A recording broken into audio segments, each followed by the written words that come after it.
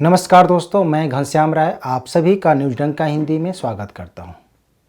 एक माह पहले इंडिया गठबंधन के नेताओं ने बड़े बड़े दावे किए थे। अब इस गठबंधन में दरार आ गई है। गुरुवार को बिहार के मुख्यमंत्री नीतीश कुमार ने जहां कांग्रेस पर हमला बोला, वहीं शुक्रवार को अरविंद केजरीवाल ने भी कांग्रेस को निशाना बनाया है। इस गठबंधन में कुल 28 दल शामिल हैं। कांग्रेस को छोड़ दें तो लगभग सभी राजनीतिक दल केवल अपने घर में ही मजबूत हैं। बाहर के राज्यों में इनका कोई नाम लेने वाला नहीं है। गठबंधन में शामिल दल एक दूसरे पर निशाना साध रहे हैं।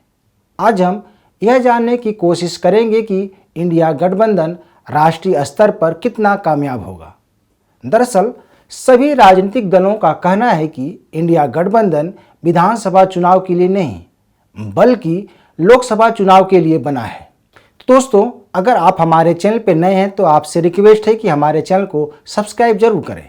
5 राज्यों में विधानसभा चुनाव की घोषणा के बाद से कांग्रेस इसमें व्यस्त है। यह बात बिहार के मुख्यमंत्री नीतीश कुमार ने कहकर कांग्रेस के हवा निकाल दी। उन्होंने कहा कि कांग्रेस का पूरा ध्यान 5 राज्यों के चुनाव पर है। इंडिया गठबंधन में कोई काम नहीं हो रहा है। हालांकि खबर यह भी है कि मल्लिकार्जुन खड़गे ने नीतीश कुमार को गठबंधन को लेकर फोन किया है। अब क्या बात हुई यह पता नहीं चल पाया है। वैसे यह सभी जानते हैं कि विपक्षी दलों को एकजुट करने के लिए नीतीश कुमार ने ही शुरुआत की थी, लेकिन अब कांग्रेस ने इस गठबंधन को पूरी तरह से हाईजैक कर लिया है। जहां पहले विपक्ष को जुटाने में नीतीश कुमार अगुवा बने हुए थे, अब पिछलग्गू हो गए हैं। इस गठबंधन का कांग्रेस के बिना काम नहीं चल रहा है।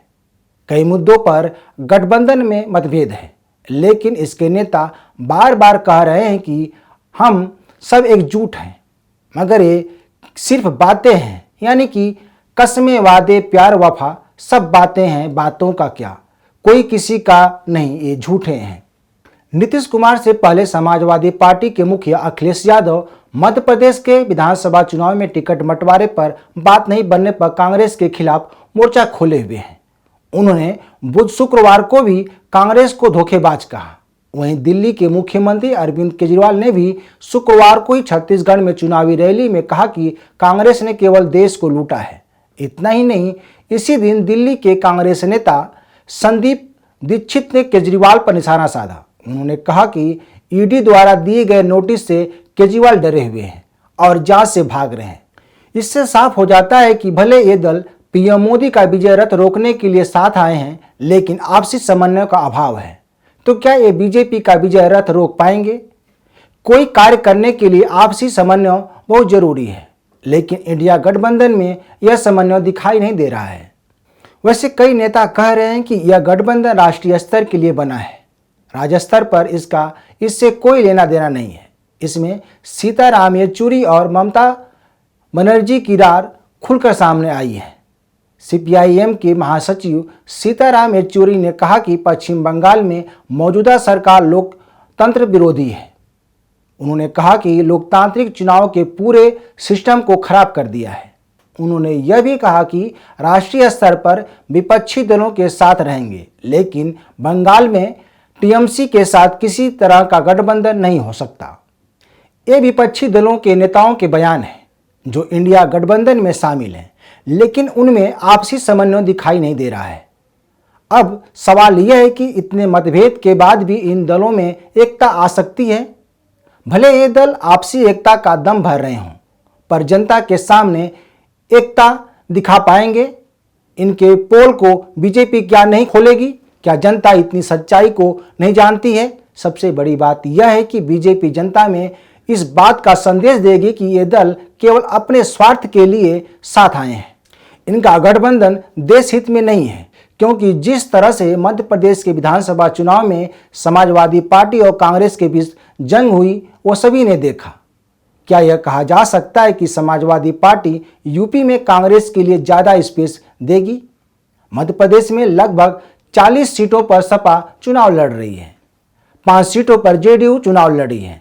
इसका क्या चुनाव परिणाम पर असर नहीं होगा? यह बड़ा सवाल है।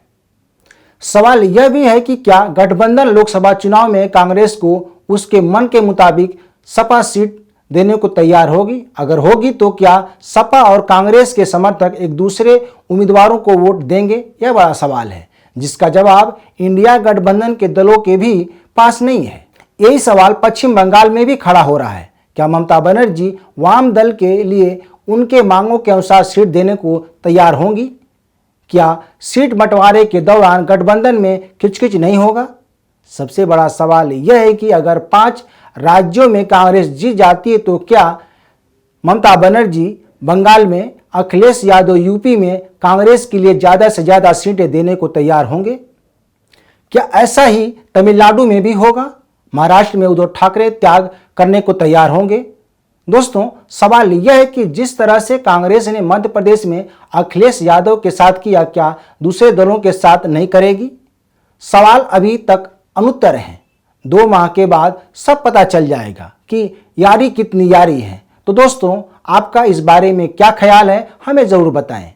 इस वीडियो को शेयर, लाइक और कमेंट जरूर करें। हमारे YouTube चैनल को सब्सक्राइब करना न भूलें। धन्यवाद।